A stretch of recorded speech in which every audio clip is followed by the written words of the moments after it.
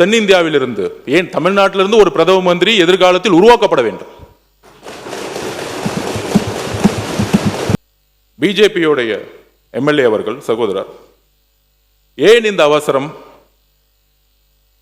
உள்ளாட்சி நிர்வாகத்தில், சட்டமன்றத்தில் நிர்வாக ரீதியாக மாற்றப்படும் பொழுது ஏன் பாராளுமன்றத்தில் மாற்றப்பட வேண்டும் என்று கேட்டார்.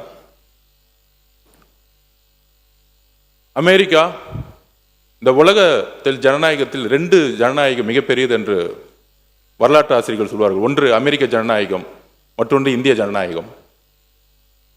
அமெரிக்க ஜனநாயகத்தை கட்டிக்காத்த திரு ஆப்ரஹாம் லிங்கன் ஆகட்டும்,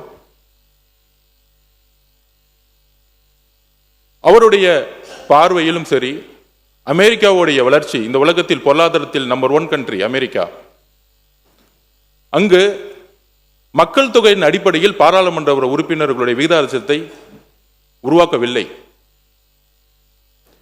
20 கோடியிலிருந்து 50 கோடி 60 கோடி ஆனாலும் இன்னைக்கு வரைக்கும் அதே பாராளுமன்ற உறுப்பினர்கள் தான் இருக்கிறாங்க.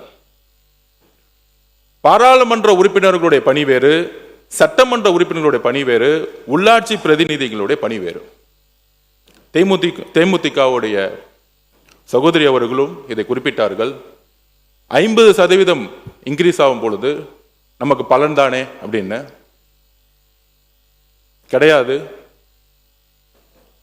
5-6 வட மாநிலங்கள் சேர்ந்தால் ஒரு பிரதம மந்திரியை உருவாக்க முடியும் என்கின்ற நிலை இன்றைய வரையும் இருந்துட்டு இருக்கு. அதை மாற்றப்பட வேண்டும். தென்னிந்தியாவிலிருந்து, ஏன் தமிழ்நாட்டிலிருந்து ஒரு பிரதம மந்திரி எதிர்காலத்தில் உருவாக்கப்பட வேண்டும். அதிகாரம் உத்தரப்பிரதேசுக்கோ, பீகாருக்கோ, குஜராத்துக்கோ மட்டுமல்ல. நம்மளுடைய குரல் சட்டமன்றத்தில் ஒலித்தது போல ஒரு நாள் பாராளுமன்றத்தில் ஒரு பிரதம மந்திரியாக ஒலிக்க வேண்டும். இதற்கு தான் இந்த தீர்மானம்.